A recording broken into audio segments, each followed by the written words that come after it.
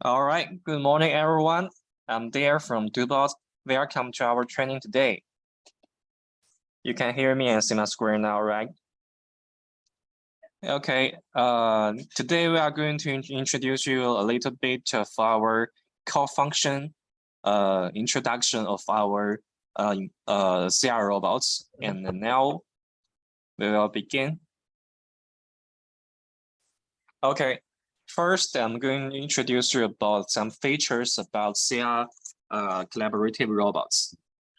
First, the CR robot comes with 6-axis design, and this material is a little bit old, but it says there's 4 models, but there are six different models for different needs and applications. What's new is the CR3L and the CR7, CR12. There will be 7 different models, and we have the different 7 different models with different payload design for your different applications. Also, we have the SafeSkin technology that makes CR series to be the safest cobots for man-machine collaboration. So with the SafeSkin, we can guarantee you the safety and efficiency at the same time. Also, after unboxing the robot, you can set up in 20 minutes and 1 hour to go. Put into application, and it supports extensive protocol of the end arm tooling. Also, it shows wide range of applications and tests with great weight and requirements such as palletizing and handling. So we can have these different models with the weight starting from 16.5 kilograms to 40 kilograms, with the payload starting from 3 kilograms to 16 kilograms, and the max reach from 440 to, I think the latest one should be 1500 mm for the CR3L, and with the repeatability starting from 0.02 millimeter to 0.03 millimeters. Okay, so this is a whole picture of our industrial line products, starting from the MG400 with a payload of 0.5 kilograms, and then the M1 Pro, the payload 1.5 kilograms. Then is the CR series. I'm going to use a pen to show you where I'm talking about. So for this one, the CR3L, CR7, and CR12. Those 3 models are the latest model we recently launched in this year. So those are the new models covering different payload. The CR3L, the difference between CR3L and CR3 is the reach of the robot. You can see that the reach of CR3L comes to 1700 mm. So it comes with the same payload of CR3, but with a much higher reach. You know, just for CR3, you can reach a range of just 220 mm, and with CR3L, the cover would be 1700 mm. And the CR5, CR5, those are the original models, and the CR7 and CR12 are also the new models. And now CR16 is our is the max payload model in our current range of our products. So with the different models, you can choose the best model that suits your project best. And by the way, during our training today, if you have any question, feel free to ask us during the chat function of Zoom meeting. You can input a question here, and our engineer will help you to answer your questions. Also, there will be a Q&A at the end of the training. There you can also talk to me, and we will answer your questions at the end of the training. Okay, during the training, you can type in your questions there, and our engineer will help you to answer. All right. So we just talk about the different payload of different models. Also, I'd like to mention the repeatability of different models. You can see starting with the desktop MG400 repeatability is plus or minus 0.05 mm. And for M1 Pro, it comes to 0.02. And for the rest, 0.02 mm. This is a very, very good repeatability accuracy. But for the CR3L, the repeatability is increased a little larger from 2 to 5, because the range of the arm is much longer than the others. So with a longer arm, the repeatability decreased a little bit. So it's changing from 2 to 5. And for CR10, CR12, and CR16, the repeatability increased from 0.02 mm to 0.03. Even on this level, is also the top of this kind of robots in the industrial, you can see. And the maximum speed of TCP starts from 2 meters per second to 4 meters per second. Yeah. So there are different features for the CR robots. And first is the plug and play. It's easy to use, and you can really set up and use it into real application. You can even use the handheld teach. You can use the trajectory recording function to do very simple tests, even without some device like a smartphone, tablets, or your PC. You can do just with the robot itself. With the buttons on the end of the robot arm, we can record the trajectory and teach the robot to do something. Also, all the industrial line products supports graphics programming. You can use the blocks to write your own program. So this makes it easy for the beginners who are new to this kind of industry. So it's easy to begin, and later you can use the script for complex projects as well. And also it comes with drag and drop teaching, which I mentioned with the buttons on the robotic arm. You can use easily with the handheld, and use a hand teaching and the drop function to record the trajectory and repeat the trajectory.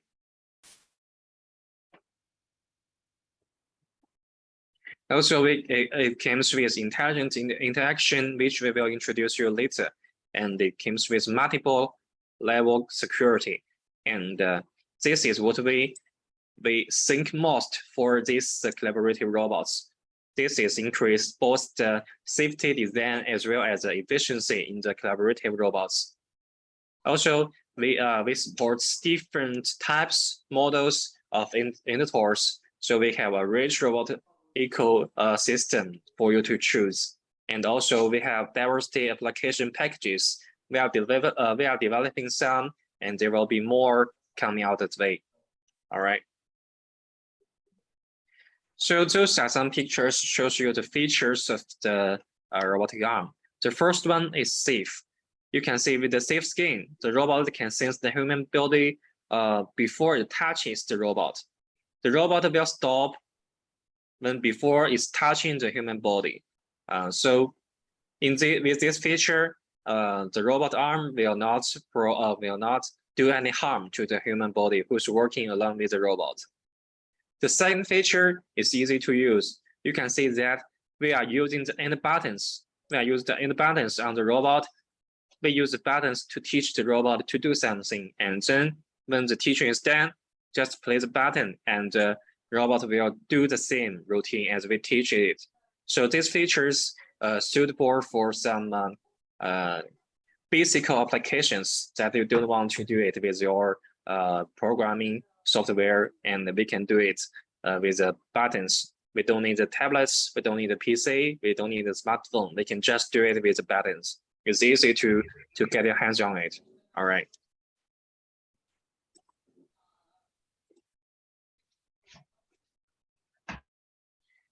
Third one is intelligent. You can see we can cooperate. We can work with different other sensors along to do some application. For the third one, you can see the picture above is the camera, is the robot working with camera to pick out something And the second one would be the robot to do a polishing. The second picture here, the picture downside is that a robot working together with a force touch sensor. This guarantees you the robot delivers the stable force on the surface of the item is going to polish. So this is a 3D vision deep learning force control adapting technology. So we are working with different factors. The fourth one is precise.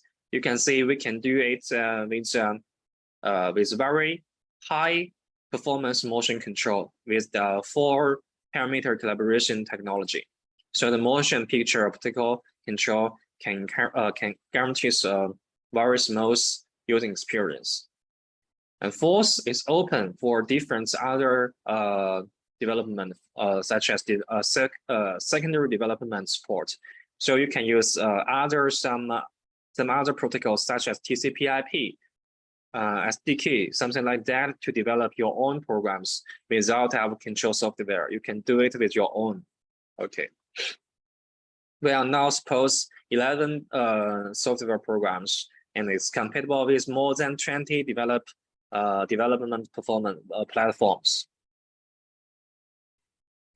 So this is a little introduction of the SafeSkin. You can see that we are offering that different options when you order the robot. One with the SafeSkin and one without the SafeSkin. This is what the SafeSkin. It's very soft. It's a new kind of silicone material, and it's soft. And so this guarantees you the safety when you touch it. And it comes with compact design. You don't have to worry about the room of the robot SafeSkin. It's just on the surface of the end of the robotic arm, and there will be a 360-degree protection for all directions. And also, it supports different it supports different material detection, such as metal, plastic, human body, clothes, wood, something like that. It can sense different materials. And the SafeSkin can guarantee the pre-collection sensing technology with the 15 centimeter percentage distance, and it will stop or avoid obstacles before collection with a 10 milliseconds response sensitivity. With this SafeSkin, we can increase the efficiency and safety at the same time. The human-machine collaboration speed increased from 0.25 meter per second to 1 meter per second. So this encourages the efficiency and the safety at the same time. Also, it's easy to use. You can see that those are our robots. They can set up in 20 minutes, and with the application done, we can do it in 1 hour to start the application. For the platforms, we support Android, iOS, Windows.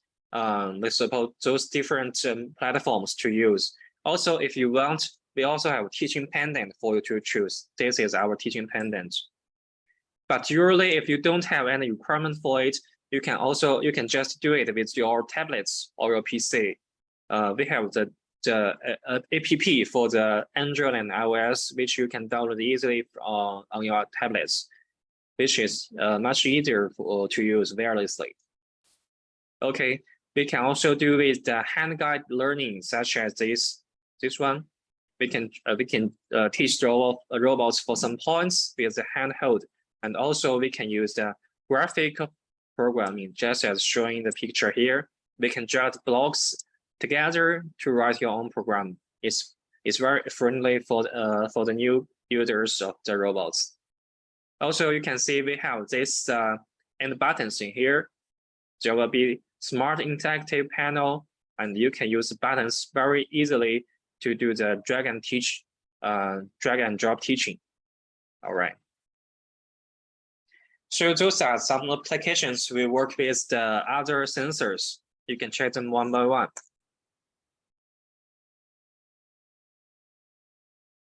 The first one would be voice recognition. With the processor of the computer, the robot can detect what the human says and then do the right commands. The second one would be the force control, as I introduced a little bit before. So yeah. And this is a vision system. We are using the camera to do the application with the visual AI system. So this is our high precision 4-parameter DH composition technology. The absolute positioning accuracy. Aaron, this is something that is different from the accuracy I told before.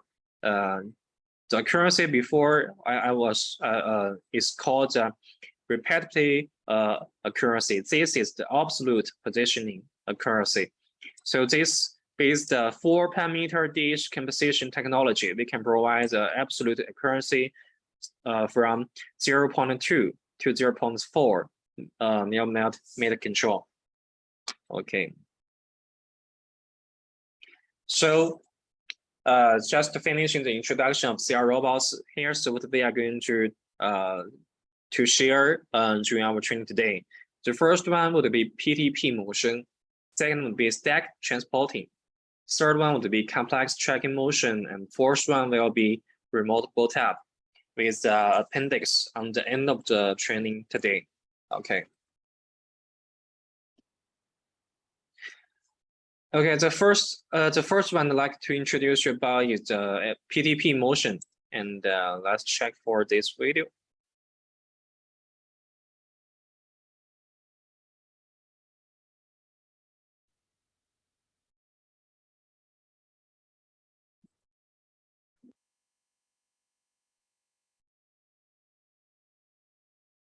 All right, I don't know why this video cannot be played anymore, but okay, no worries, just listen to me and I will introduce to you. So if we want to learn the programming of CR robots, the adjusting motion speed of the robots will be what you need, and the use of simple motion instruction of CR, the use of program flow control instructions, and the operation of our interface, and all by the analysis of the PTP motion cases.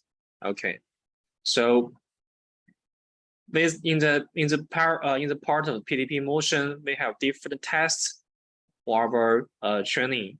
First one would be to creating the program. Then we need to optimize the running speed of the program. And third one is we learn to use the motion commands. And the fourth one would be to control the program flow. The fifth one would be I/O monitoring, the interface operation. We will introduce you them one by one. Okay, the use of the program with the CR robot is quite easy forward and straightforward, and here's it.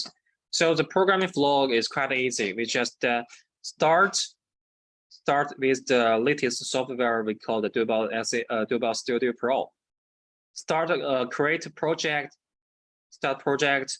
Then we teach the points. We can use the hand guide function to guide the robot to reach somewhere.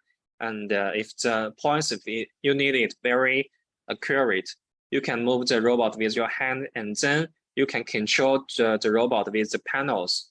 With the panels in here, in the control panels, to do it, to do a more accurate move with the buttons. All right.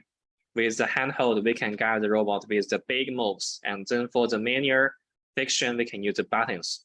And then with the points ready, we can read the program, and then we can call the points in our program, and then we can debug the program, check if there's anything wrong. If there's not anything wrong, we can run the program.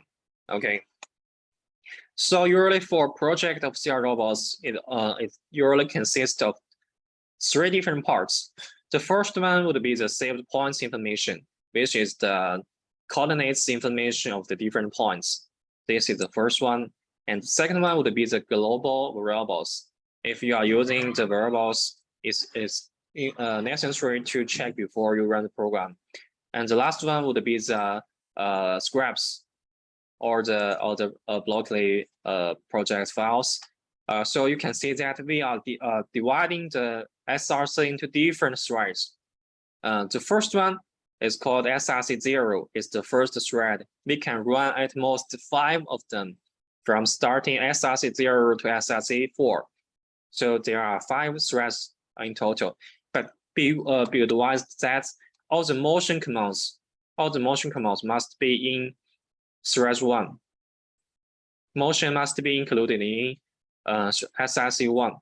So for the others, you can put it into the other threads, but for motion commands, you have to write it in thread 1. Okay, so let's continue. So for the motions, there will be different commands and different parameters. So first, I'm going to introduce the parameters here. The first one would be speed, or speed S. This is a speed, linear speed with a proportion motion speed value range from 1 to 100. The bigger the number is, the higher the speed is. The second one would be the accelerators or acceler. This is acceleration speed. Sorry. The value starts also from 1 to 100. The higher the value is, the higher the acceleration is. The last one would be the CP smooth transition. What is CP? CP is the smooth transition during the motion. The range is from 0 to 100. There will be picture on the afterwards, and I can show you about the difference between. I can show you the function of the CP as well. So there are some notes that you need to be noted, that if you don't set up the parameters for the speed S, acceler S, if they are not set in the program, the default value is 50, which is the middle of the level. Users can increase the bit by setting up the parameters to increase to reduce the cycle time of your project. You can increase the speed as well. And what are the difference for speed and speed S, acceler and acceler S? So the difference is that speed and acceler are suitable for go, move G, go R, move JR, and speed S and acceler S are suitable for move, jump, arc 3, circle 3, move R for the different commands. So actually they are of the same function, but just for different commands. You can choose the corresponding one to your commands. Okay, so you can here see this picture is. I think I can put it larger.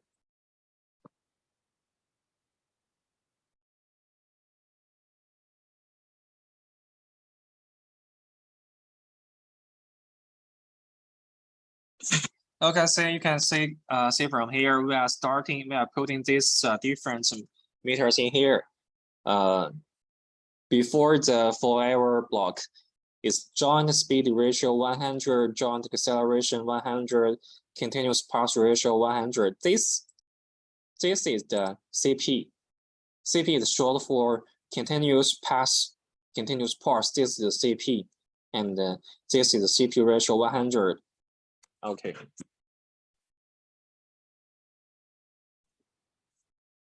Let's continue.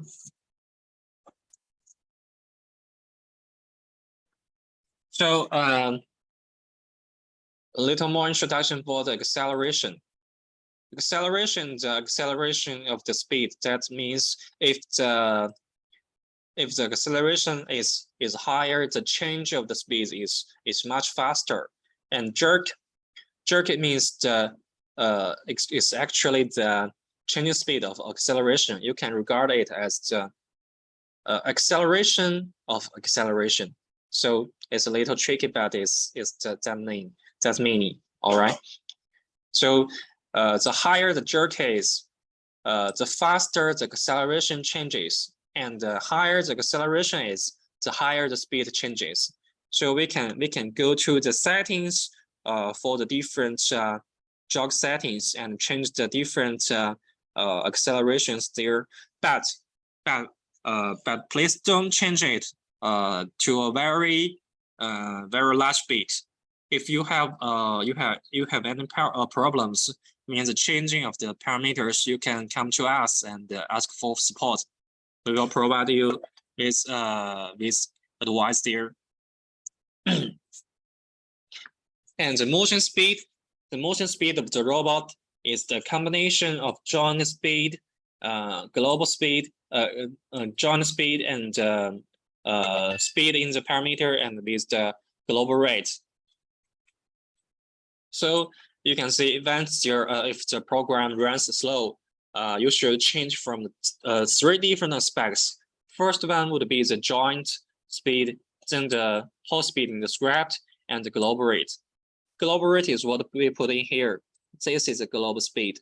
Okay, we can choose a different global speed during the whole progress. So you can see when running, if the motion speed is lower than preset, it's mainly due to the running distance of the machine, and speed does not reach to the set speed. So users can increase the speed by adjusting the speed and acceleration. It's not recommended to modify the speed parameters. So if you have any requirements that you want to increase the speed, try with this one. Try with this speed in the joints, like I mentioned here, the accelerations, the speeds, something like that. But usually we don't encourage our users to change these parameters by themselves. It will cause problems sometimes. If you need to change, if the speed or the global rate, this is also you can do. This is what you can do, and this is what you can do. But if you want to change this, you can contact us first, and we will provide you with some suggestions for you. Okay.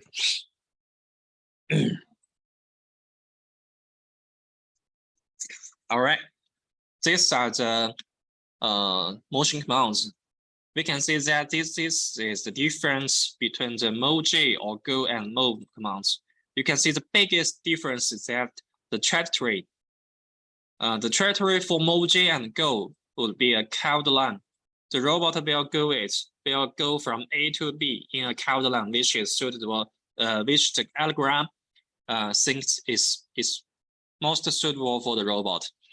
But with Move command, it just go from A to B in a straight line. So if your application requires the robots to go in a straight line, use the Move command. But for others, you are recommended to use the Move J and Go. You can choose the different ones according to different applications. So below here is some examples for the use of the commands. This is the Go command, and this is the parameters there. We put 100 speed, 100 acceleration, and CPU 100.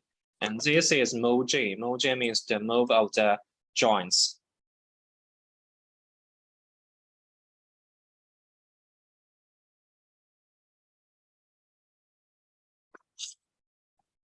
And here also move. This is speed 100, acceleration, CPU 100 as well. So we can say we can combine the different commands with the different parameters in there. And now this is what I'm talking about for the CP.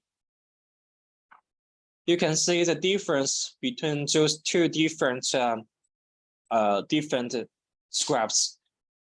The biggest difference, the only difference is that the first one comes with a CP 100 and the second one doesn't. So what's the difference?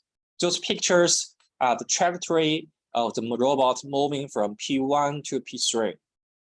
P1, P2, P3.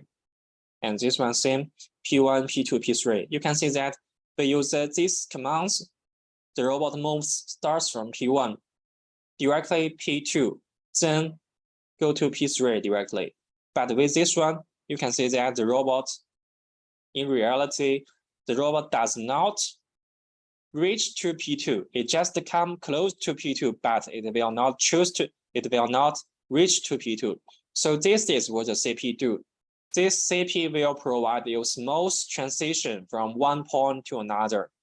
So in a sentence like this, if we start from P1 and the final point is P3, and when you see P100, the robot will move close to P2, approaching to it, but it will not really reach to P2. So you can see from the picture to know the use of CP. With the CP commands, we can smooth the motions of the robots. So which will make the robots move in a smoother way, and it's more fast. Okay.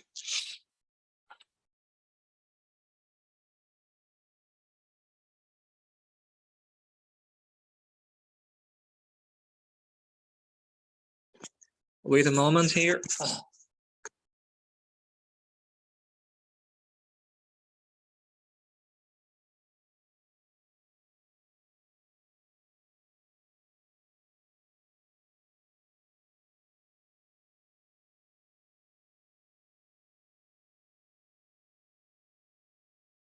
Sorry, we will continue. So this is the function of CP. So if you don't want the robot to go too smoothly, you can decrease the value a little bit. You don't have to put 100 in there. Okay.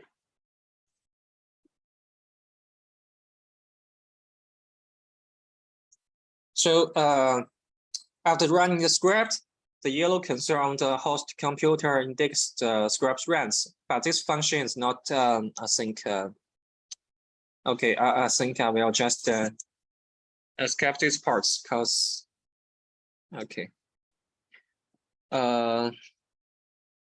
You can we all know that there will be two different progress in the when you run program. Is that the running of the scripts and the running of the robots. So most of the time, the running of the robot and the running of the scripts are not at the same time, which means in our previous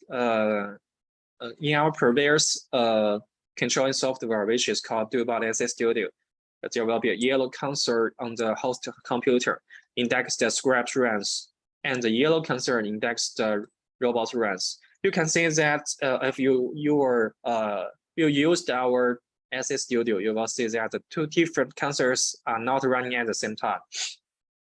In most cases, the two are out of sync. So usually the script will run ahead of the robot for most cases. For example, if we use this scripts, the move P1 first move to the grabbing position, DO1 turn on to collect the object, wait 100 milliseconds, hold still for 100 milliseconds, and then move P2 and left, and we do detect if the robot is if the object is in position. So after this script running, you will find the returning value is always 0. Why is this?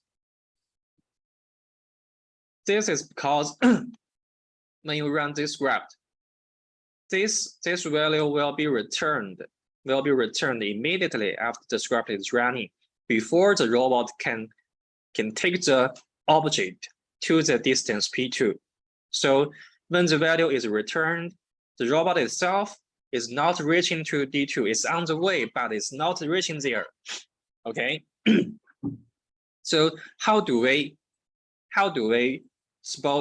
prevent this kind of situation from happening? This is the reason. The reason of this question is the two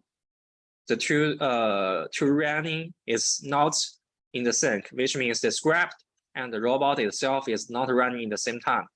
So how do we stop this? So we are using this sync in here. Sync.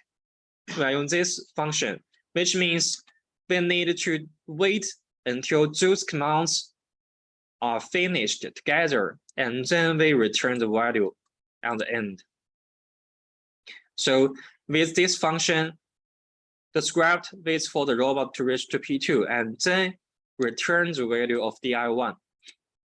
So in this way, there will be the right value returning after the robot moves to P2.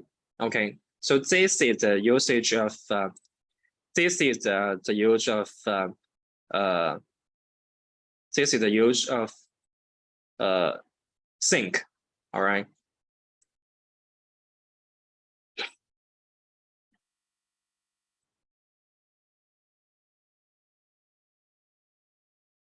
And wait,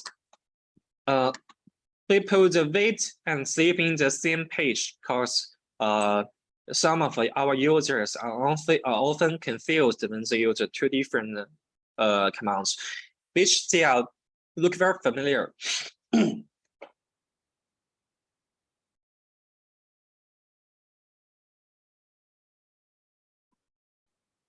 So what's the difference between wait and sleep? Wait is actually the delay of the algorithm queue. Executing wait will move a delayed command into the algorithm execution queue. It's generally used to delay the motion and I/O operations. So we can see that wait is more likely to use on the moments of the robots. For example, in this one, move P2, move to the grabbing position and DO1 to grab the robot. Wait 100. It means hold. Hold means the moment. We hold the moment for 100 milliseconds, and then we do the next move. So wait is actually for the movement. And sleep is the interval between two commands, but the running interval cannot be guaranteed. It's generally used to delay the programming. So you can see that sleep is more likely to use for scripts. So we can use the sleep for different scripts. We run the scripts from move to do to do. We can use wait. We can use sleep. Sorry, we can use sleep in here to put the interruption between the two commands. So this is what we use with the wait and sleep. So you can just remember the features that wait is for movement, sleep is for script. So that's the biggest difference. Okay, so for the programming language, it goes with CR is Lua, which is fully supports Lua native functions, APIs, multi-threading, and other mechanisms. I'm not going to introduce a lot of Lua in here, but you can check more details on this page here. So yeah, just I'm going to introduce you a little main features of the Lua looping here. So we have this while loop, for loop, repeat until loop, different kinds of loop types. So for different conditions, for while loop, when the precondition is true, the program will be told to execute some statements repeatedly. So checks whether the condition is true before executing the statement. This is what the while loop do. And for loop executes the specified statements repeatedly. The number of repetitions can be adjusted in the for loop commands. And repeat until means repeat the loop until specified condition is true. So this is the difference between the different loops. I believe this is universal for different kinds of programming language. So this is very universal. Yeah. And how do we to jump out of the loop? We can use break statement to accept the current loop or statement and start to execute the following scripts. And here's the if statement. If statement consists of a Boolean expression as a conditional judgment, followed by other statements. And also we have the if-else statement. If statement can go the else statement to execute the else statement command, while if condition operation is false. So if it's true, just go to condition 1. If it's not, if it's false, go to the next one. Okay. If nested statement, we can use one or more if else statements within one if and if else statements. Okay. And here I'm going to introduce you about IO status and DO signal manually through the DO monitor interface. This is the IO monitor in the software of our DoBot Studio Pro. Okay, as most of our users are here and like to introduce you about our DoBot Studio Pro. Some of our old users might be familiar with DoBot SC Studio, but now we are no longer we are encouraging our users to converting the programming software to DoBot Studio Pro. This is our latest software, and there will be a lot of new functions on this software. So if you have no problem changing your projects, you can totally try this DoBot Studio Pro with your project. But in some running projects that are already finished, you can use your current software as well. The DO signal, the DI signal can also be simulated during the program debugging. So usually we can use this panel to test. So we can use this one, for example, while true do, if DI1 is on, then move, else print hello world, and then sleep 100. So this program can be executed by simulating DI signal. You can actually try this program on your own if you have a robot around you, and this training material will be sent to you later.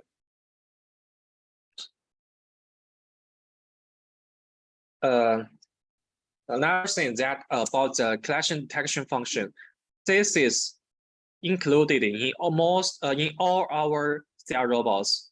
So as I mentioned before, the safe skin is optional. You can choose one CI robot with or without safe skin. Of course, the price will be different, but this one is in default that is available for every CI robots. So we can choose to change the level of the collision detection. If this function is turned on, the robot will immediately stop when it runs into an obstacle to avoid dangerous collision. So we have we have 5 different levels of the collision detection. The higher the level is, the higher the sensitive is. For example, if we use the level 1, it might be punch the robot for once and the robot will stop. But with level 5, the robot might slightly touches you and it stops. So the higher the level is, the less force will be triggered the collision detection function. So, but for some other applications that there's no one working around the robot, and you don't want the robot to run in the collaborative mode, you can also disable this function. They have this button here. You can also disable it to reach a higher working speed.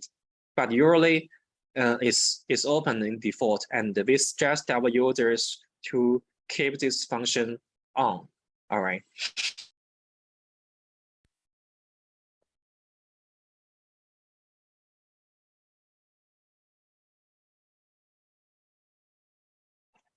Okay, this is the second part of the stacking transporting. There should be a video here, but I'm not afraid that the video cannot be played. I'm not sure. Oh, it's okay.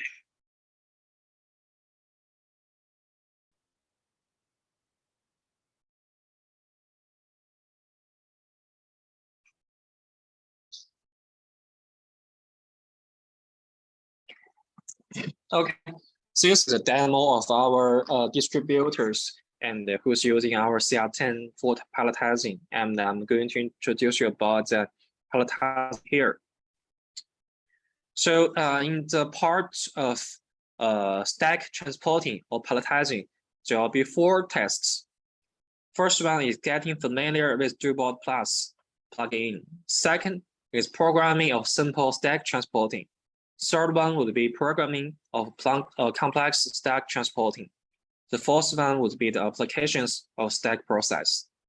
Okay, so we just saw what is palletizing, and now I'm going to do for the preparation. To use the palletizing, we will use the indicators, indefectors, or we call it. So for the CR robots, the standard we use is this ISO 9409/50/4/M6 standard. This is a universal standard that is suitable for most of collaborative robots. So this is how the standard is. You can see we have the diagrams in different angles. We can see that this is the flange that is suitable for the CR robots. We can use this to find the most compatible indicators. And how do we communicate between the indicators and the robot? So we have this. We have prepared the I/O and RS-485 communication ports on the end of the robotic arm. You can see there should be a buckle on the end of the robotic arm. I'm going to show you later, and it supports I/O and RS-485 communication. Those are the definition of the cables you can see from the table on the right. Okay, so those are the different definitions there. There are 8 different cables in this one. This is a zoom picture for this. So you can see the different definition. We have this 485A, 485B, DI2, DI1, and we have this 24 watts to provide voltage power, and we have DO2, DO1, and the right ones for the grounding. So you can choose. You can see from these definitions of this cable to choose the right endhorse. One thing I would like to mention that the output on the end terminal of CR products is NPN. This tab is NPN, and the input would be PNP, and the rest input and output on the controller cabinet is PNP. So this is a very tricky one, and you need to pay attention to that. So if you are using the PNP, you want to use the PNP type of indicators on the end of the arm, you will need to use a relay to use a relay to transferring from NPN to PNP. Okay, so in the picture are some models that support our CR robots in the Doobot Plus. So we are developing the interface, the UI user interface for those different models, and lots of RobotTQ robots and the DH robots and Quanway 6 force touch sensors. The packages are all already available in our software. But now we are developing more for more brands and more models in the future. Okay, but if your NTOR is not included, you can try to communicate with the I/O or the RS-485 model bus ITU. Okay. And here is the Doobot Plus. We choose from here, so you can see we have different plugins available. So we have this Sloan-like DH, the force touch sensor, which is from Quanway, the different models like FT300, OnRobot, RobotTQ, 2F85, EPIC, RQ. Also, this is the SafeSkin add-on. So I'd like to mention that if you bought the CR robot with SafeSkin, you also have to install this plugin in the Doobot Plus. Okay, this is the Terminal 9.0 and the Weld package. This package is ready to release, and you can use our robot for some wild applications as well. Okay, once the package installed, and what we need to do first is set the ID and baud rate of the suction cup or the other infectors, and then we choose the baud rate, we choose the ID correctly, and then we initialize it. We are taking the RobotTQ ePIC, for example, in the screenshot, and this is what we do, and this is the interface of it. Okay. After initializing, we can see this user interface here. We can change the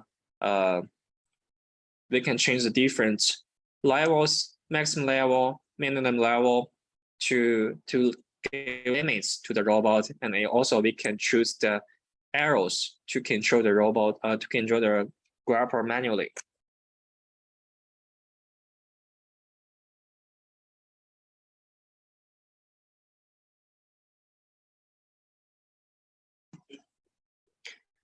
So this one grab is to start the electric suction cup. Release would be released.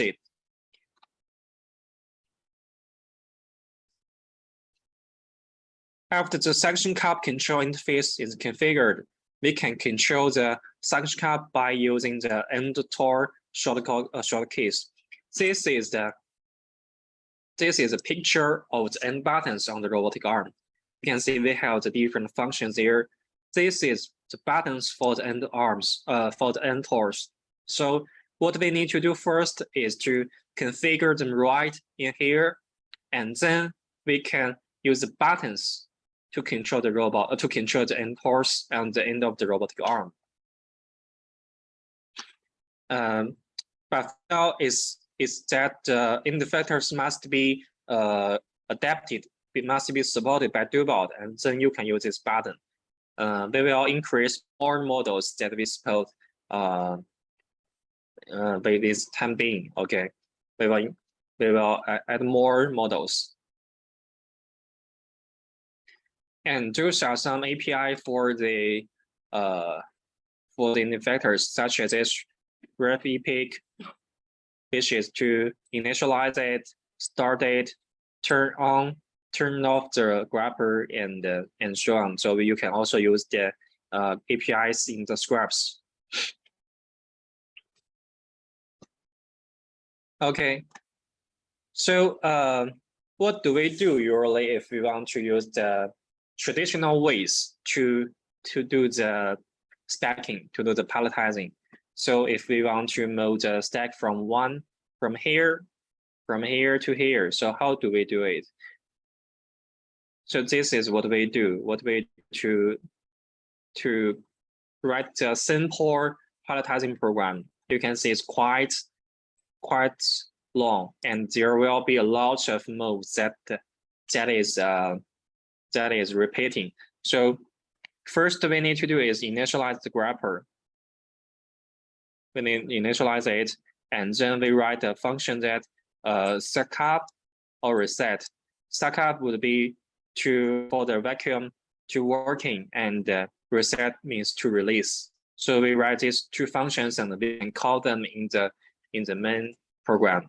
So first we go to the waiting position, and this is the point. P3 is the point aboard the first stack suction position. So then all is ready. We go to it, and then we go RP. RP means the offsite of the P2. First we go to P2, and then we go to offsite. It's about the second stack suction position. So with this, we will go first go to the first points above, and then move to the suction position. We go move and then set up. This is meaning that we pick up the first we pick up the item, and then we move to up, and then go to the point above, and then move down. So this three is in one, and this three is one, and then reset means to release the box to the distance, to the destination. Okay, so and then we repeat one by one, a group here and a group here. This is like a movement like this. We go to here,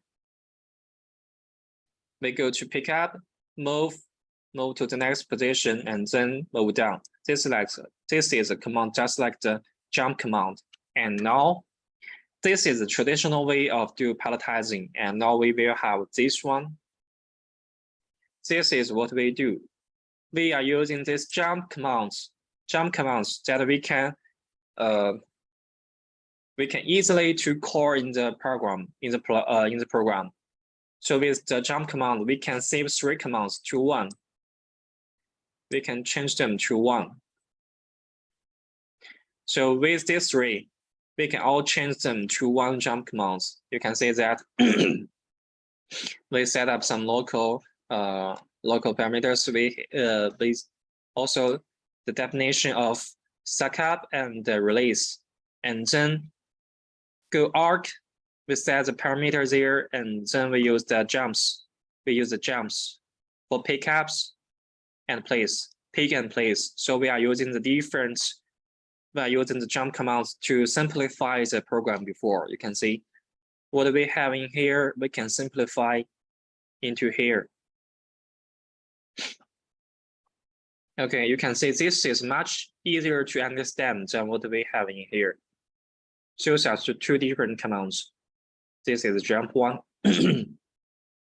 And here, the RP means the offset, as I mentioned above, and we can put the parameters, the variables in here to definition the pickup pause and place pause and jump, and use the jump commands to do it. Okay. All right, here's another thing that there will be a Z limit for the jump commands. You can set up for this one, if the second point is higher than the Z limit, the jump commands will just go like here. And if the points is below it, it just go regular like here. Okay. If A and B points are just on the Z limit, it will just go as a straight line, just like this one. All right. And there will be a video here, and I'm going to show you here.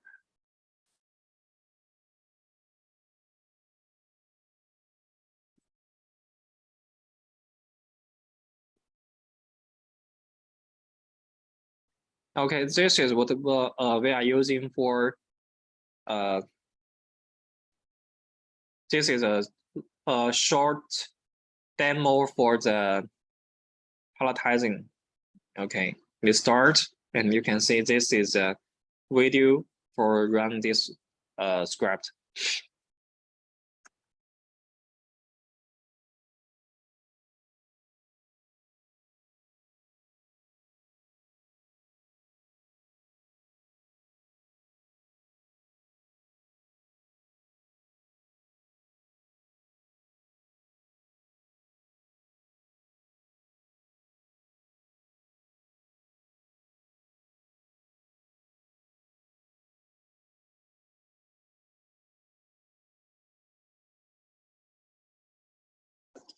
And here you can see the 2 indicators, the green one and the yellow one. You can see the green one means the movement of the robot, and the yellow one means the running of the scripts. So you can see that the running of the script is always ahead of the robot's move. So this is why we use sync. You can see that the yellow indicator always stops at sync and wait for the green one to reach it. Then they will go together.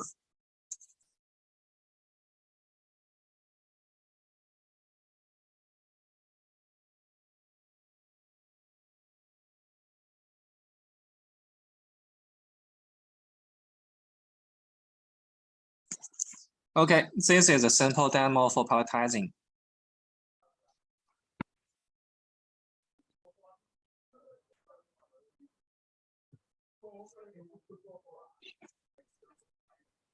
So this is the basic idea of palletizing, is to move from the stack area to the corresponding place area. If you want to do it, there's a simple way of doing it with the process of palletizing. We are working on the current palletizing process, but it's not ready yet. But I can introduce you a little more in advance. So we have 3 different points that we need to use in the palletizing process. That is point A, which is a safety transition point. Point B, which is a preparing point, and target point is point C. Point B is on the high, on the top of the, usually on the top of point C, but you can also choose to another point. But usually we suggest you to put it right on the target points, just like what we show in the picture. We go to point A, then go to point B, and then placing or picking from point C, and stacking points as well. We go to we move from point C to point B, and then to move point 1. This is a pallet process in our Doobot Studio Pro, and it goes like this. You can find it on the bar here, and you can choose a different XYZ, different layers, different box, how many boxes in different direction, and you can choose the offset in here. Offset the C, you can choose the different C points, prepare points, first point, the same point in there. This function is not very good to use, but we are working on it, and it should be released soon. So if we want to do the stacking process setting, we need to complete the user's coordinate calibration according to the palette, and then set the number and offset in here in each direction, and then complete the positioning teaching. So with this way, we get the robot to know the accurate points, and then it will go to pick up and place. So this is API introduction of processing. First one is palletize matrix here. So we have different values. Those parameter is and stack and user frame is just to change the default mode. Is stacking mode without any specific settings. And this user frame is the serial number of the user coordinate system you use. If it's not set, the default value will be 0. And reset and restore the initializing state.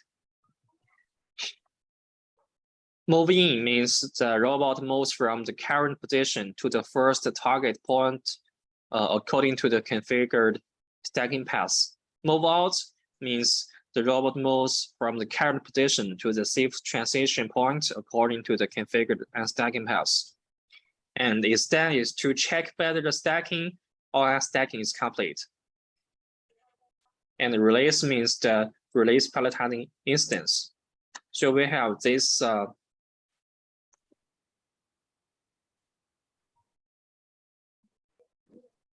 little demo in here. You can use for reference. Okay, we will scrap for the demo, and you can check it for you later. And the next thing we will do is for the complex tracking motion learning. As we having this training for 1 hour, so I think we will have a rest for 15 minutes, and we will come back at 20. Okay, I don't know what your time is, and my time is 4 p.m. and 4 minutes. Let's come back at after 50 minutes. Okay, let's have a rest, guys. Okay, see you later.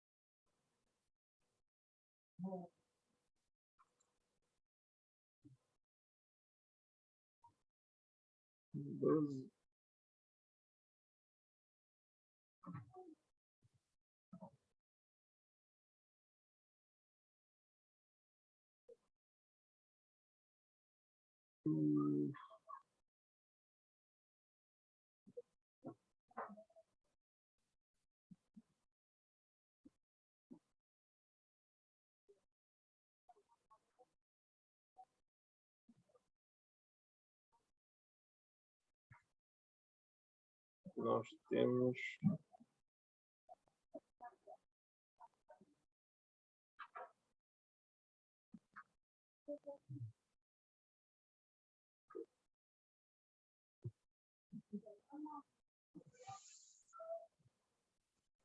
dois por cento.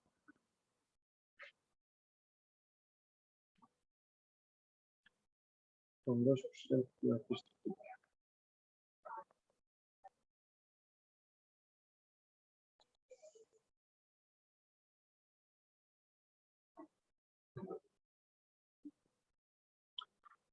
Dois por cento.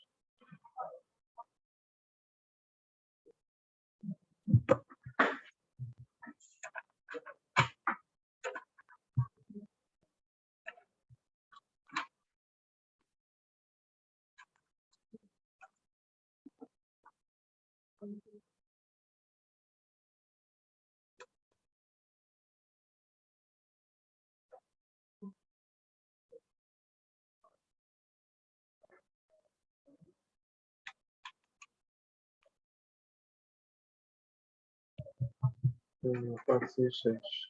Quero.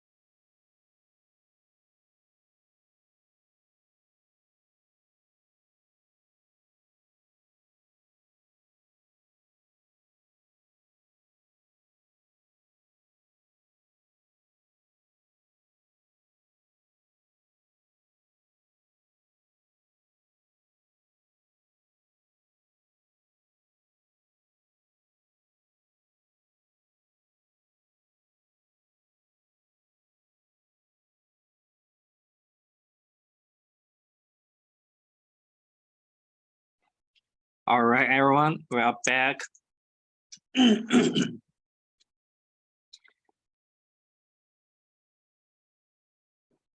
Okay, the next part of our training today would be the complex tracking motion learning.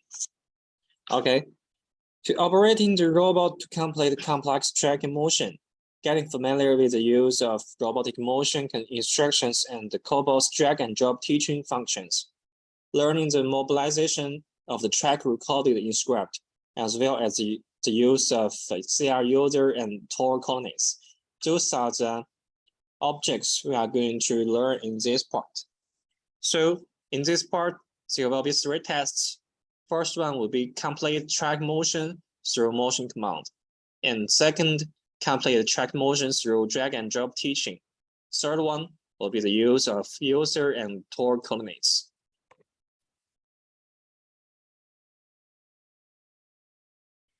Okay, so here you can see we have 3 different trajectory in here. We have this I don't know how to say it. It's a rectangle, I think. Rectangle. This is the first one with 4 straight lines, and the second would be a triangle. So those are the 2 different simple ways we can do just with go P5 and then prepare a point, then move to P1, and then move P2, P3, P4, and then move back to P1. So with this move, you remember that the move is a straight line. From A to B is a straight line for move. This is a move command. Okay. So with the move, we can draw something like this, like a rectangle, P1, P2, P3, P4, and then go back to P1. So this makes a triangle, rectangle in here, and then we go back to the prepared position above P1, which is P5. P5 is above P1. P5 in here. So with this simple move, we make a rectangle in here. And the second one would be the let's go to check the triangle first. So the triangle is also very similar to the rectangle. You can see here, we just go to P21. 21 is a point above P22. This is P21 above here, and then go down to P22, and then move to P23, and then move back to P24, and then return to the home position of P22, and move up to P21. Okay. Just to easy to understand, and I think this one as well. This is the circle command. So first we go to P17. 17 is a point above P18. This is P17. P17. Then we go to P18, go down to P18, and we use the command circle. Circle 3. We use circle 3 to go to like P19, P20. We move from the current position P18, and then we use these 3 points to go to with P19, P20 to make a circle, and then go back to go P18. This is the circle command, and the 1 here means it goes 1 time, 1 circle. Okay. Here's some videos for you to see how they move.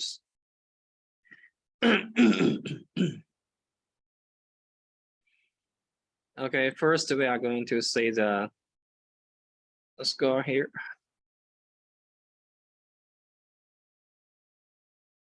This is the rectangle. You see, first P5, then go to P1, 2, 3, 4 more commands. Okay. And then we go triangle.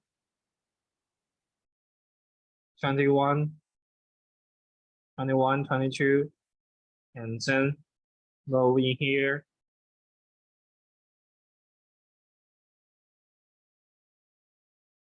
And then the circle, P18, P17 first, and then P18. So in this one, the parameter here is not one. There will be several repeats for this circle. So you can see it's moving around, round, again and again. So that's the difference for this complex motion. Okay. The next part will be the introduction of the end-buttons operation.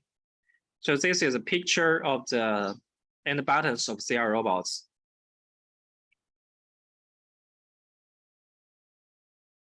You can see we have this button zooming here. Actually, this photo is a very old one, and now we are changing the colors of these covers on the CR robots. The latest one should be light gray.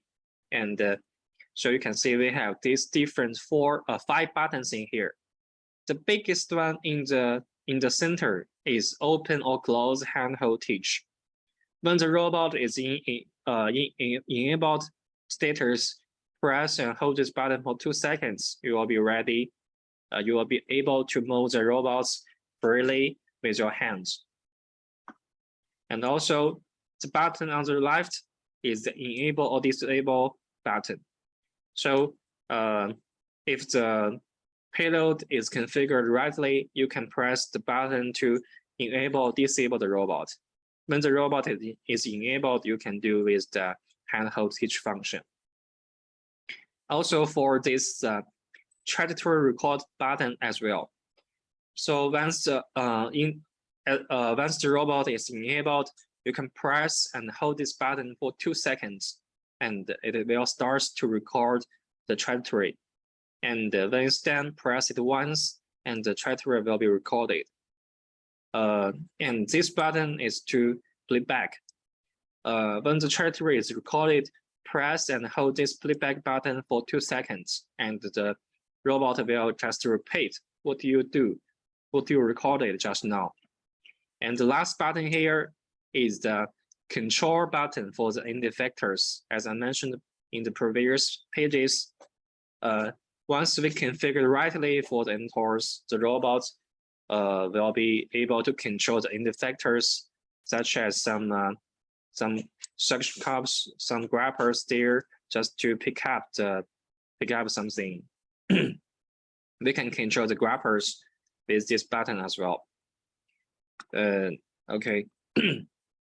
Another thing is that we can see we have different lights. We have different lights in between the buttons. The lights between the buttons shows the status of the robot. Usually, when you just power on the robot, the lights should be green. Should be blue. Sorry, should be steady blue. And when enable, the lights will turn green.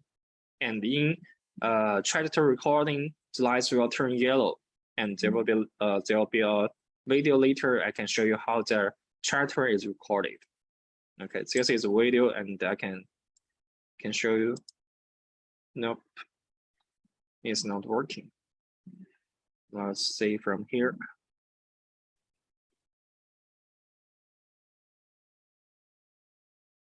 You see, okay, let's watch the video first.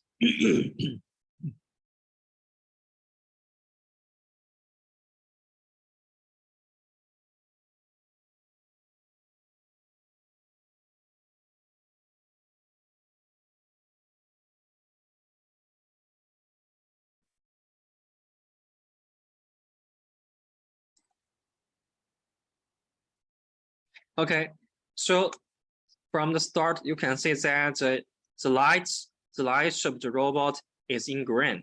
Green means the robot is enabled, which means the powers are now in control of the robot.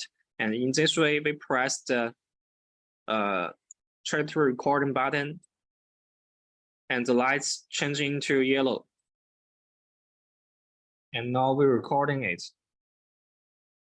You see the moment here. The robot recorded it. Press the button again and press the playback button, and lights will be yellow running, yellow blinking. The robot just repeat what we recorded. Let's watch it again.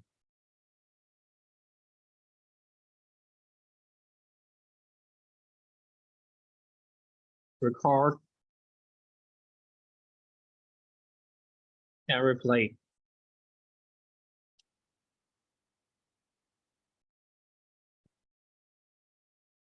Okay. This is the end button. Trajectory recording and playing. So you can see with this function, we don't need any computer. We don't need any tablets or smartphones.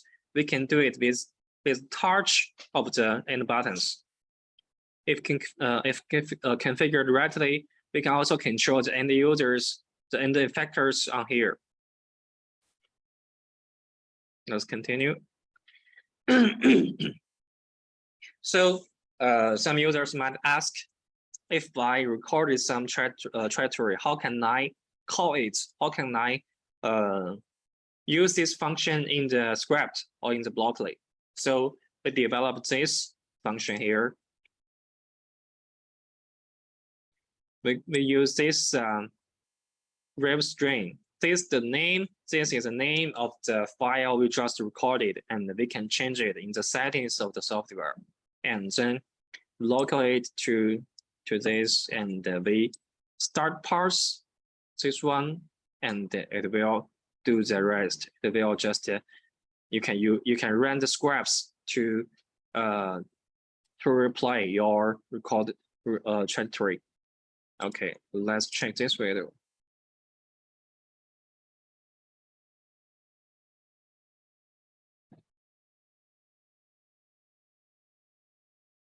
So first, we are going to record the trajectory here. Now it's the same to record the trajectory with the buttons.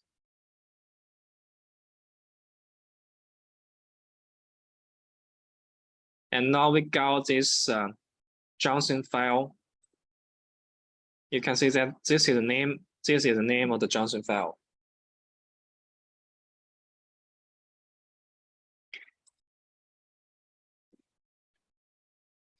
And now we are running the script. You can see the indicators running, and the robot just moved what we recorded. And this is how we use it in the script. We can also do the same in the blockly. We have the block. We have in the latest version of Doobot Studio Pro. We have the block that is you can replay the recorded trajectory.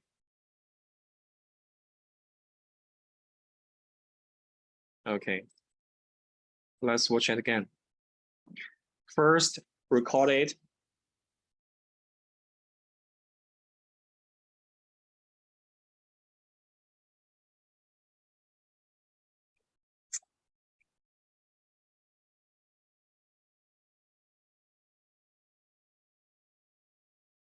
Then run the script. And now we are running the trajectory.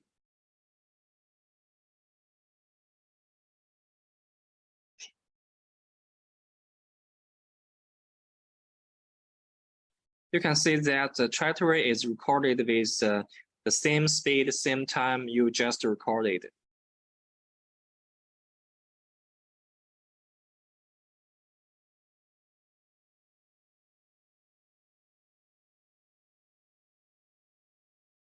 And now it's repeating.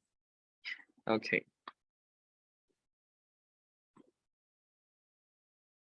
All right. So that is the introduction about the trajectory recording, and now we go back to the next part. Is coordinates. So first one would be the base coordinates. The base coordinate is a coordinate system determined referring to the base of the robotic arm.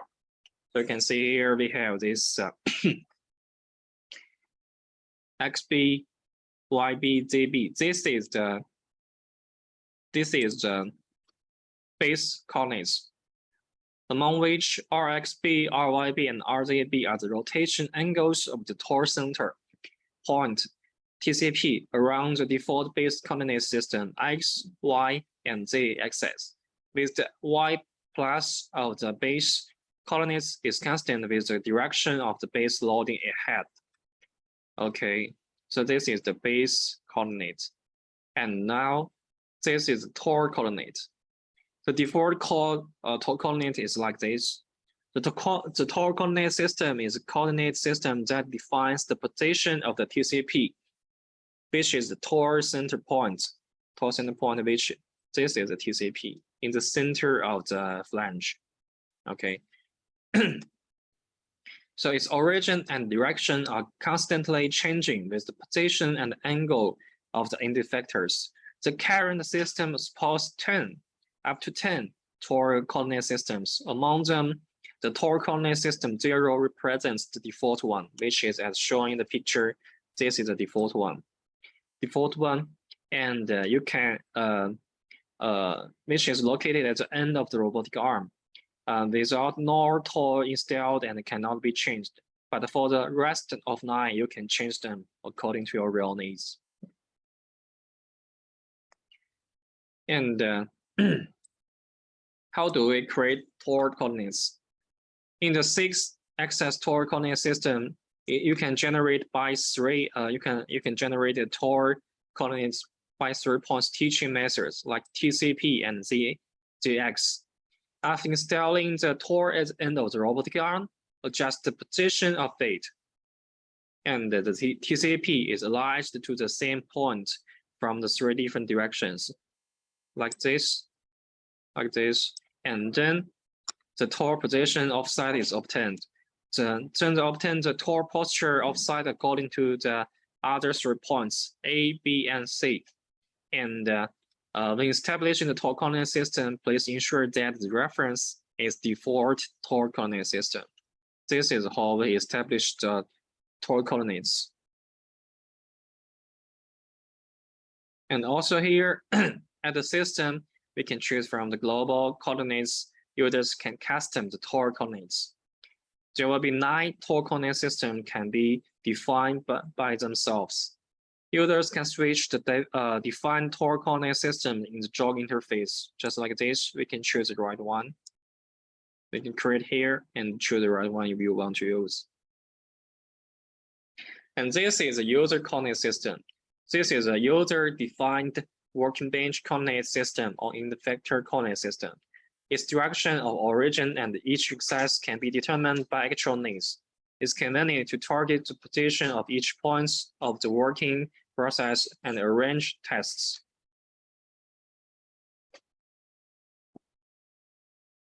So how do we create user coordinates? Actually, those contents are okay.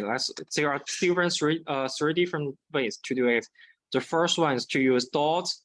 We move the NTCP to any points A to determine the origin of the coordinate system and determine the user system direction according to the default tor coordinate system. And we use the line and here to make a straight line by any 2 points A and B. Determine the positive direction of y-axis following the direction from the point A to B. The positive direction of z-axis is determined by the zt-axis to the point A tor coordinate system onto the vertical plane of the straight line, and then determine the positive direction of x-axis according to the right-hand rule. And then the last one will be the plan. According to the 3 points teaching methods, move the manipulator to any move the robot to any 3 points A, B, and C. Among them, point 1, point A is the original and connecting the line between point A, B determines the positive direction of x-axis of the user coordinate system. Point C makes a vertical line along the x-axis to determine the positive direction of y-axis and determines the direction of the z-axis according to the right-hand rule. So with the user coordinates, we can we can do like this. On plan 1, establish a user coordinates, use a 3-point method. On this plan, we establish a coordinate system, and then select several points and write a simple program on to run. Then we move the plan from A to B. We move plan from plan A to plan B, plan 1 to plan 2.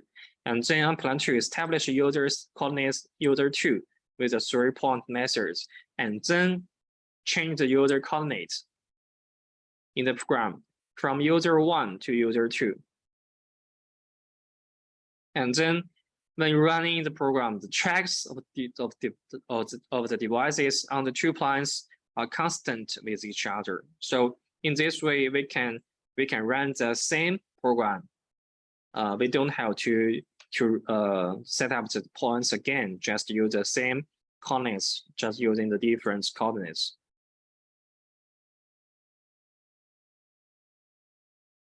And here, the next part would be the remote control.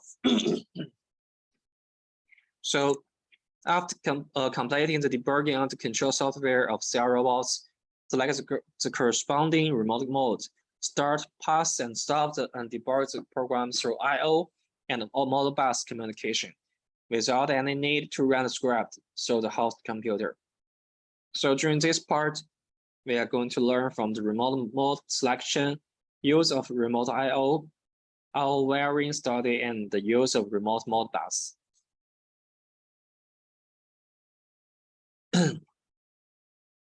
So this one first, we have 3 different modes of remote control. The first one would be the software. The software from SC Studio should be changed to Dual Studio Pro. Yeah, this is our previous software, and now we are changing to this one. This is the latest.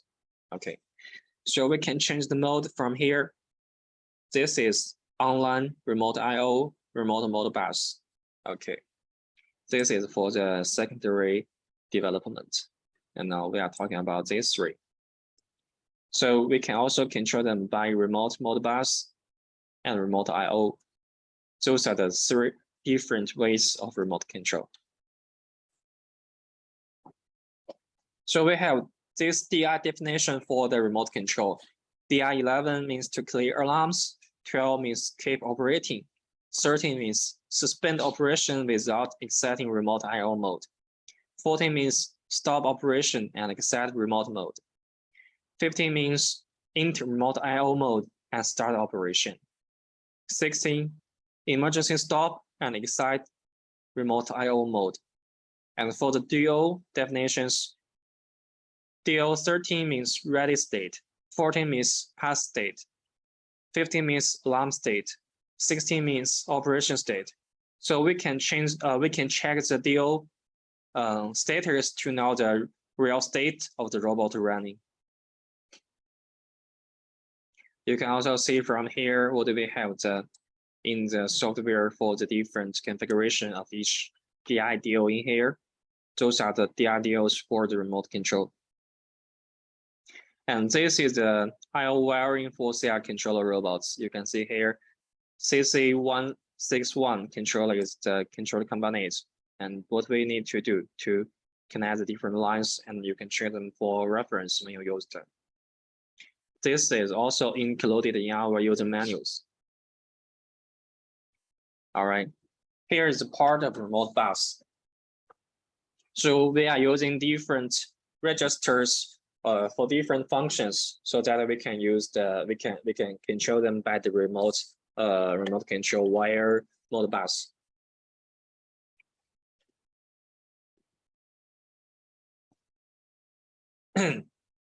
For this one, 0x01 is the coil register. Different numbers means different functions. For the 0 means to enter remote mode and start operation. And 1 means suspend operation without exciting remote mode. 2 means operating, 3 means stop operation and excite remote mode. 4 means emergency stop and excite remote mode. 5 means clear alarms. It's much like what we have for the DIDO, and it's basically the same way to control it. we use different numbers to represent different functions. And for the 2, 0x02, discrete input register. 0 means auto exit, 1 means ready state, 2 means pass state, 3 means operating state, 4 means alarm state. Then at remote Modbus, the robot is the servo, which is also the slave, and the external equipment is the client as the master.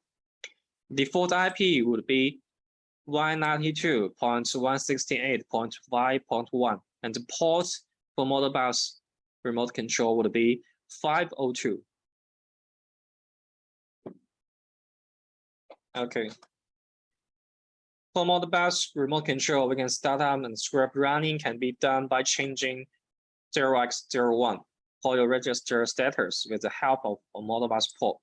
But in the latest Modbus, in the latest Duobot Studio Pro, we also have this function, and you can use that inside Duobot Studio Pro. For the same one, the remote control, remote Modbus script operating status can be viewed by reading this register 0x02 decrease input register with the help of the Modbus Tor software. Okay, this is the final part of our training today, which is the additional learning tests for the appendix. So in this part, we are going to have this to view these different topics. First one would be the software information. Second would be the customers posture. Third one, security settings. Fourth one, hardware installation. Fifth one, software settings. Sixth one, authority management. Seventh one means alarm example.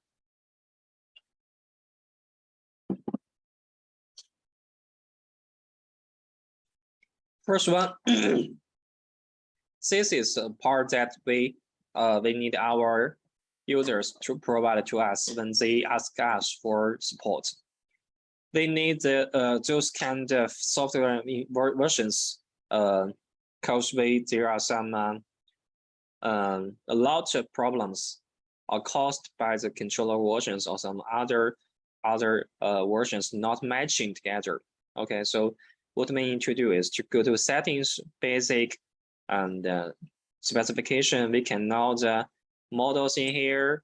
We can know the controller version here, 3.5.2.8. We can know the algorithm version here, system version here, and those different versions of the servo, C file, feedback, something like that. We need those versions so to help us to locate the issue. Okay, so with those necessary information, we will be more efficiently to help you to provide our support, our suggestions, our solution to your question. So this is necessary when you need to ask us for help. And this one, users can drag a single joint of the robot by unlocking the joint when the device is not enabled. So this is very important. When the robot, when there's a condition that the robot is not moving and you need to move the robot by the joints, what they need to do is to unlock the brake. Unlock the brake. How do we do it? We go to the settings, find the security setting, and we find the braking here. So you can see we have the 6 brakes for 6 axes. You can just press here just to open the locks. The most important thing is that make sure there's someone by the robot holding it, just in case it falls down when the brakes are unlocked. This is usually used to drag the machine to the apart position through the joints locking. When the robot is enabled in a narrow environment, that may cause hitting of the nearby objects. So please make sure that there's someone nearby, there's someone holding the robot arm, and make sure that the robot will not move in a fast way. Also, you need to make sure that the robot is not enabled, it's in disabled mode. And make sure that someone is near the robot holding it, just in case it falls down by its gravity. And now is the terminal load. You can see this is the TCP we are talking about. This is the end flange. This is the flange of the CI robots. You can see here. So the top center of mass offset in CX in X direction, offset CY in Y direction, CZ in Z direction. The unit is NM. So this is the default TCP center. This is it. This is the, you can see here is the buckle here. This is for the InTOR communicating. And this direction, this up down, this up to the up. This way is X and this is Y. And here, this direction is Z. Okay. So this is the offsite payload diagram for each model. So for CR3 here, what does this diagram use to? You can see here, for CR3, we all know that the payload is 3 kg. It's interesting that we name out the models with the payload of each one. CR3, 3 kg, CR5, 5 kg, and CR16, 16 kilograms. So this number means the payload it can hold. So for CR3, it's 3 kg. But what do we need this diagram? You know, if we put something right in here, the payload can be 3 kilograms without any problem. But if the InTOR or the loss is too large, for example, if let me use a pen to draw it. So if I use a pen, if I use some TOR like this, which is in a eccentric direction, for example, I'd like to add some TOR in here.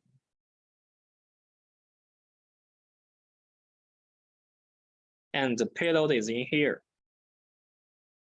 In this way, there's an offset in the Z direction for like 25 centimeters, and for the XY direction, it should be about 10 centigrams here.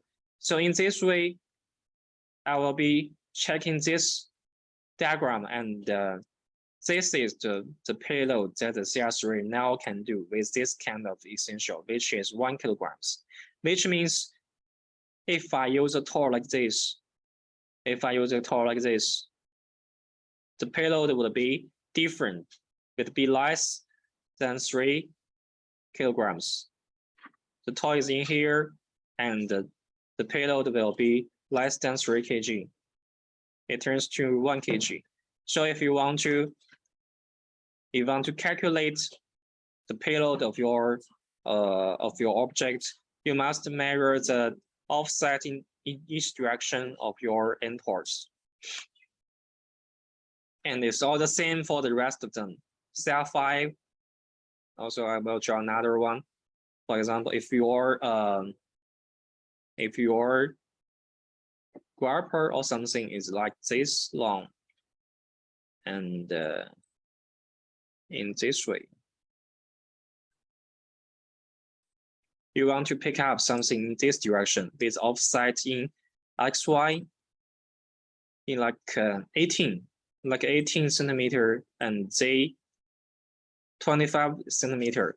The payload of your robot will decrease into 2 kilograms in here. That's where you should check. Okay. So those diagrams for different models is for your reference when you want to do something very offset to the TCP points. You need to use this diagram to calculate how much value, how much load you can put on the end arm. And this is CR10 as well. For this range, is 10 kilograms without any problem. This one,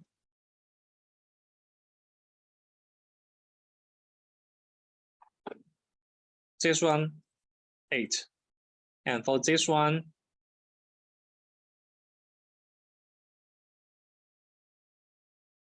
6. So the longer the tour you have, the less value, the less payload you can hold with your CR robots. It's all the same for 16. Just that the offside is much longer and than the others.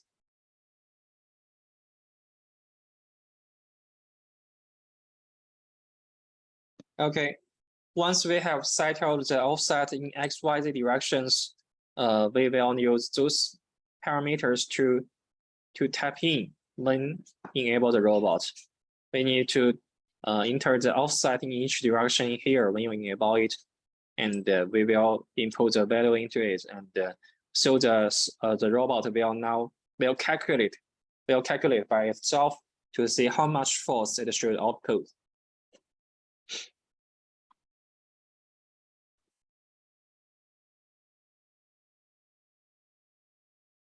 And here, we just mentioned that we can use buttons to make the robot into teach mode. And if you have trouble, you find it very difficult to drag. If you have you have done something like this, you can change the sensitivity of each joints to make it much smoother or much harder to move. You can change it here in the settings to change the sensitivity of each joints.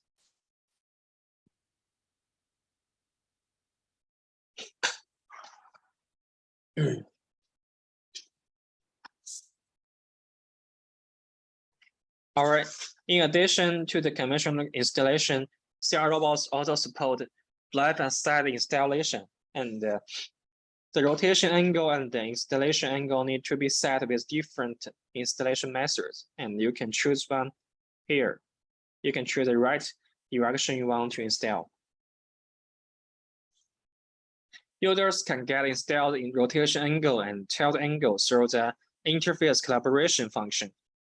Adjust the robot position by inching and making the terminal flange face up and particularly to the ground. Then click collaboration button.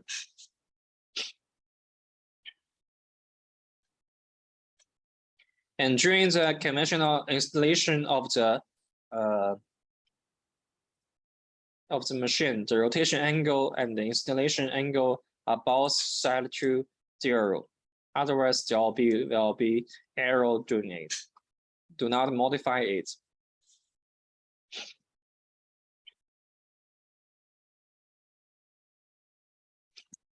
Another thing is that we can change the IP of the line port of the controller by in the settings of the software. Only the IP address of LAN 2. Notice that there are 2 LAN ports for the MT400, and the only LAN 2 can be modified, and you can choose your own IP address in here. The default one would be 192.168.51 by the cable for CR robots, and 1.6 by Wi-Fi. So when you change the IP address, these two are reserved ID IP addresses, and you cannot use them. Other than those 2, you can use them to change your modified IP. Also, each CR robot comes with a Wi-Fi module, which is a Wi-Fi adapter, and the default name of the Wi-Fi would be the SN number of the robot, and you can also change the Wi-Fi's name and password in the settings here. You can change to anything you like here. But usually we don't suggest our users to change it, because in default there will be the SN, so that you can know which is the model, which is the robot you are connecting to. Okay, so that's it. So here is some alarm introduction that we we like to introduce you might be encountered during your usage. So we have this positive limit alarm. It means when the joint jogging exceeds the set range and the limit alarm will be reported. What we need to do is to jog the joints towards the opposite direction, and then the problem will be solved. For example, we have this positive limit of joint 6. What we need to do, like this, we need to, it's reaching 360 degrees. What we need to do is press minus so that this value can go to the negative direction so that the positive limit will be cleared. It's all the same for the other negative limit alarm. Another thing is that, which is common for the collaborative robot, is the singularity alarm. So you can see that we have different types of singularity grams. The joint, the TCP of the robot is located in the plane, which is composed of G1 axis and G2 axis, which will lead to the singularity.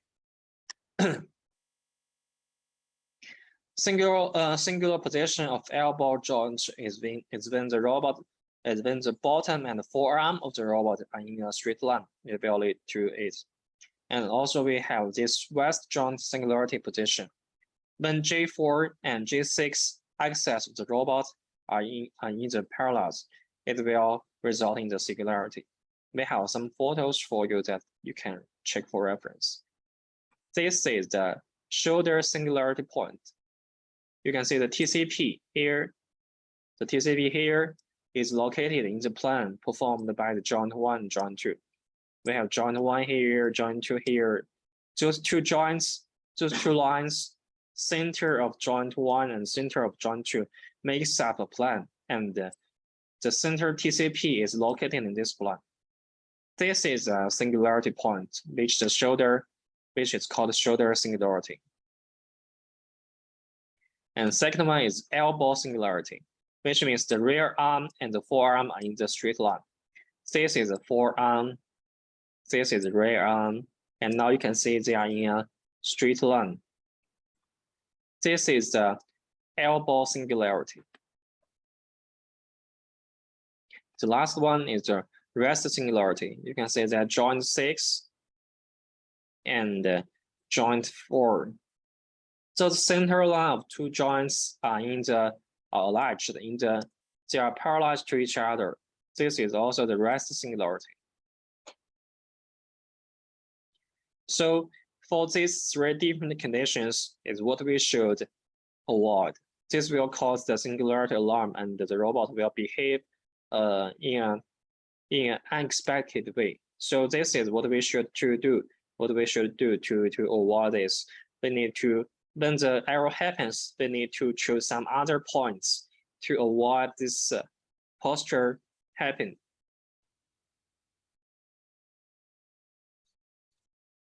And this is an API parameter error. When the API is programmed incorrectly in the script, this kind of error will appear. This is called controller error, and the Go commands has no input parameters. You need to go back to check your scripts to see if there's some parameter missing or some other contents missing. And here, alarming. When the script is wrong, the parent window will also promote the specific location of that error, which is commanded for us to target the error. You can see here we have this alarming here. Attempts to call a null value in here. This one we will guide you to locate the issue. Okay, this is the 4 content of our training today. And if you have any question, feel free to ask us here. You can type in the chat box here, or you can just send email to us, or you can just send a voice to us. Okay.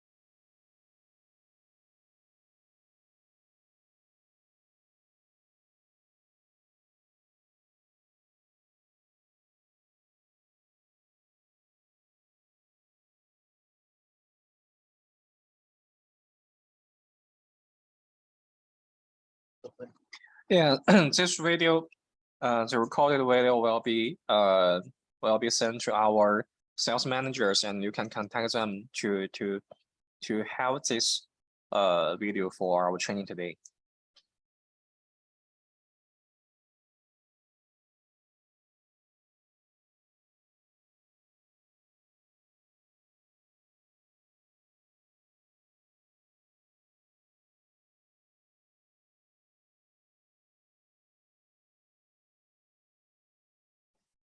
Those digital inputs and outputs expandable or limited is expandable.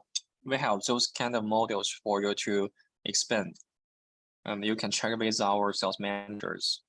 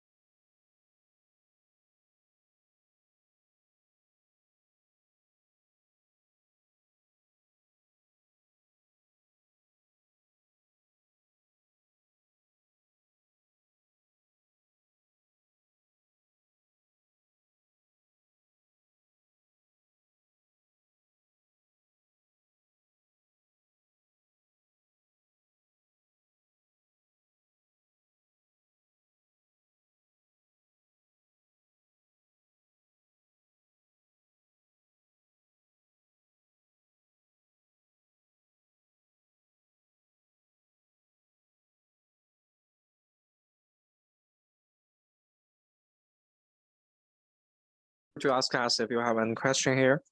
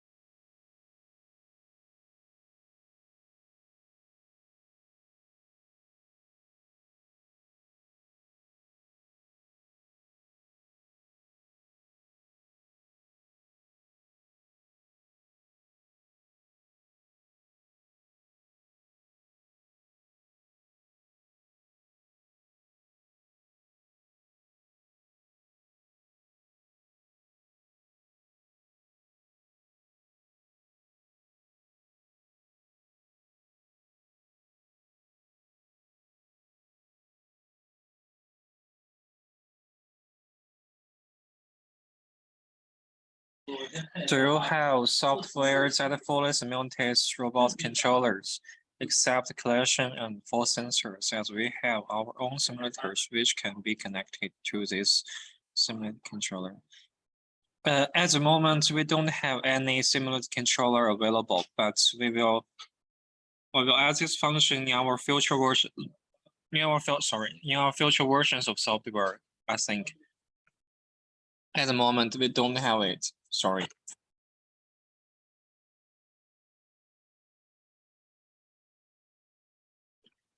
Roles integration is not in this training. This training is mainly for the core functions of the CR robots. The roles is in the advanced training. We will include it in the future.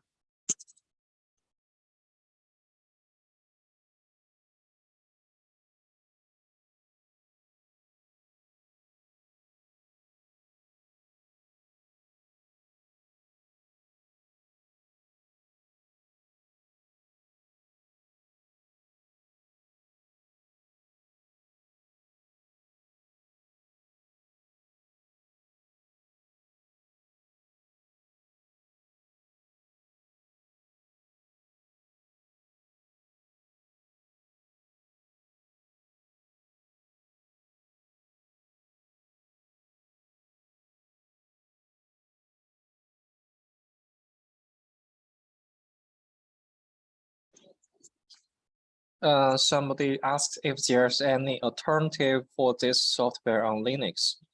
At the moment, we only have the software for Windows as well as the app for iOS and Android. There's no version that is available for Linux at the moment. Sorry about this.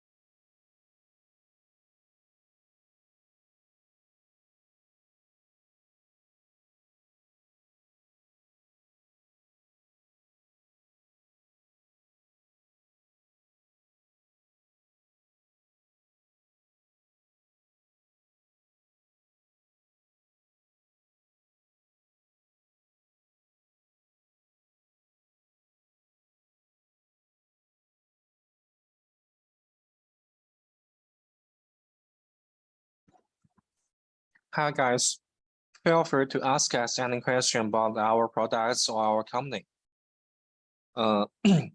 If there's no one asking any question, we will end this training 8 minutes.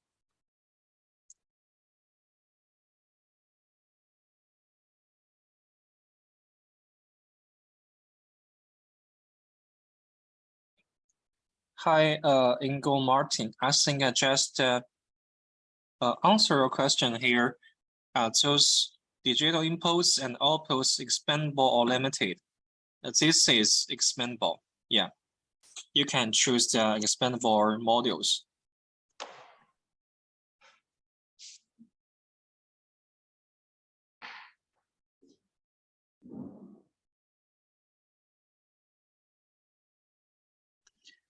This video will be uploaded to YouTube later, and the link will share to our sales managers. You can contact with our colleagues for the link of this video. And is there the possibility of connecting the robot with PerfectNet? It's not supported to connect CR directly with PerfectNet, but we have this module for converting from PerfectNet to Modbus.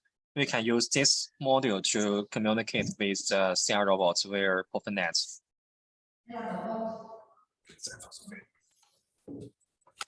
This is Knappe from Knappe Composite. One little suggestion, download the manual for Studio in PDF form. The user of Doobot Studio Pro? Yes. Yes, it's now available to download from our official website. You can check it there. There isn't one before, but now it's added there. Thank you. No problem.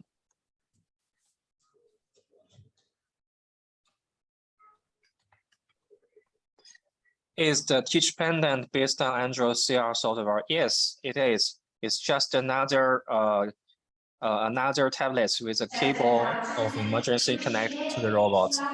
So actually, if you don't have need for that, you can totally use CR robots. You can totally use Android tablets to do this.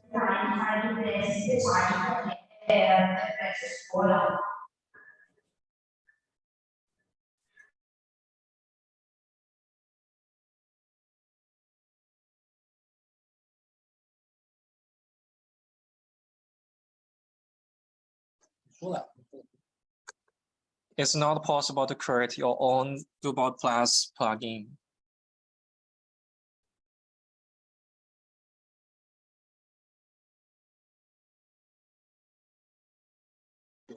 Is it possible to do a recalibration or ourselves after hard crash or repair? Usually, we don't suggest our users to do this because we are using a very, very expensive collaboration system to do the collaboration in our factory. And usually, if the crash is not too hard, it will not affect absolute. It will not affect on the repetitive accuracy, which is the but it will affect on the absolute accuracy. If you have need for this, maybe you can contact us and send back your device so that we can do the collaboration for you. But if you don't want to send it back, you can contact us and we can provide some suggestions for you.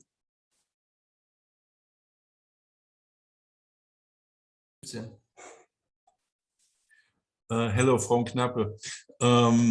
In order to be able to get our welding done in right positions, we intend to write by Python programs. Is there an instruction how to link the Python in order to introduce the different points into the robot studio?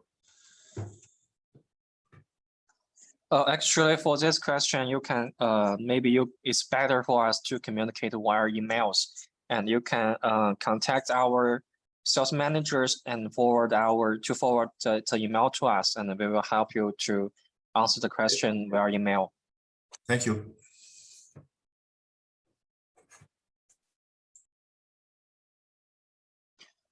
About the dots of singularity points, are those positions where the inverse kinetics algorithm fails? Yeah, I think so.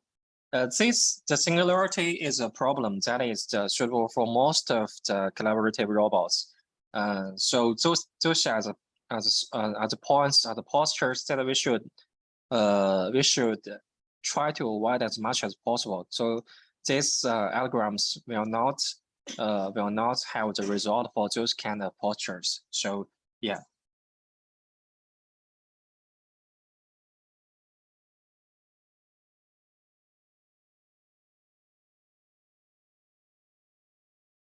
About the voice control feature, this is something with other devices and maybe the commands. Actually, this actually has nothing to do with the CR robots, and maybe if it depends on which voice control software you are using, and I believe you can check it with the provider of the voice control software or the yeah.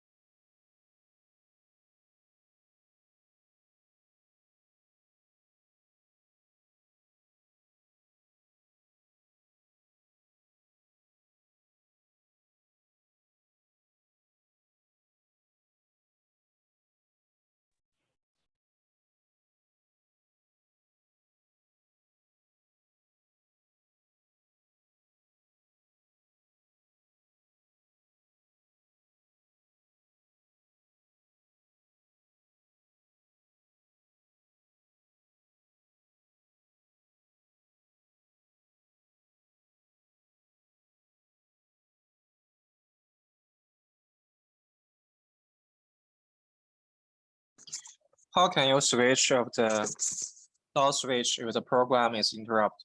When the program is interrupted, the load will be switched back to its original settings.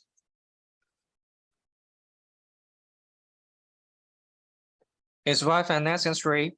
Not necessarily. It depends on how you need. If you are okay with the Ethernet cable connect to your robot, it's okay to use the Ethernet cable.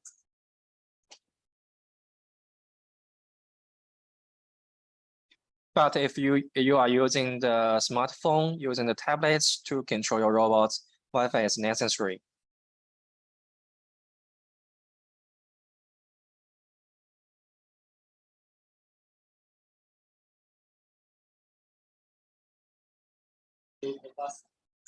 What about Ethernet IP? Can we connect grappers with this technology? At the moment, we don't support this. We can only support I/O or Modbus RTU.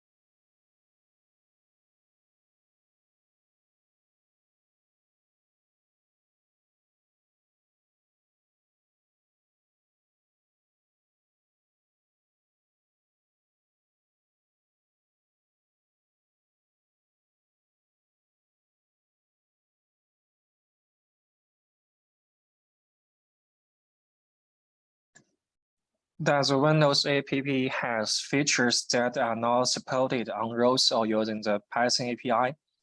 If so, which ones? Just to know. This is a tricky one because the communication protocols are different for the Windows app and ROS or Python. So I cannot tell you at the moment whether there's any features that are not supported there, because it's hard to answer that. Sorry.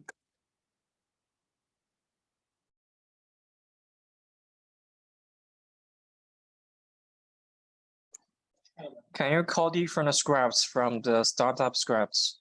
At the moment, this function is not supported, but I think it will be added in the future versions of our controller.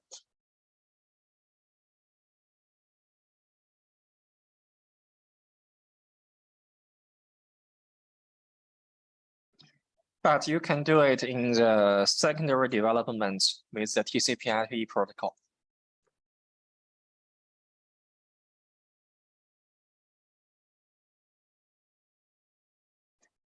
Can data for points be transferred from Excel to the Duval software? Yeah, at the moment, I'm afraid so. We can just use a CSV file to or Excel to read the coordinates of the points.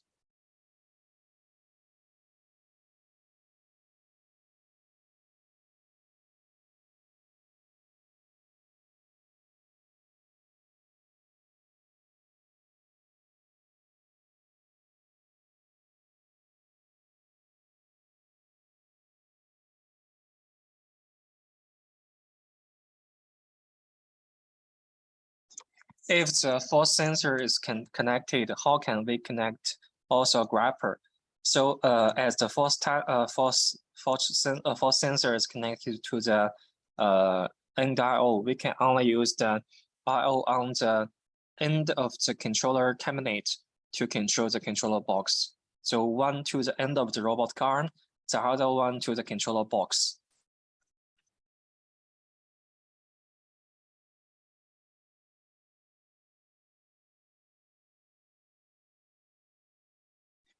So if you have any question during the usage of our products, you are free to ask to contact with your with our sales manager, and our sales manager will forward your emails to us, to our to do about tech support, and we will help you there.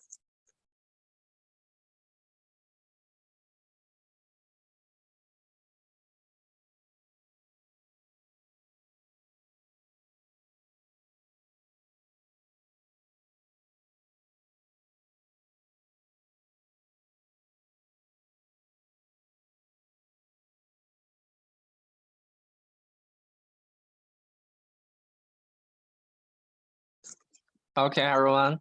Thank you for attending our today's training, and I hope that you will some more or less you have picked up something during our training today. And yeah, if there's no more questions, we will end this training in 3 minutes. Okay, feel free to ask us if you have any question, or you can contact with your sales managers from Duval, and they will forward your questions to us as well.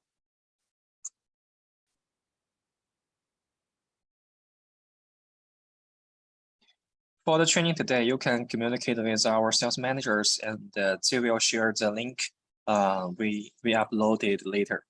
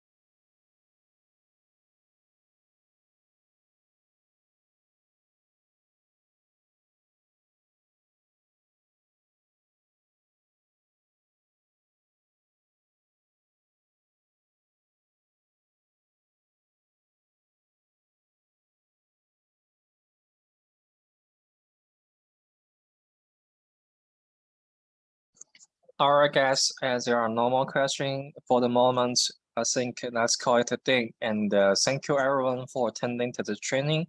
And okay, have a nice day. Bye bye. Thank you.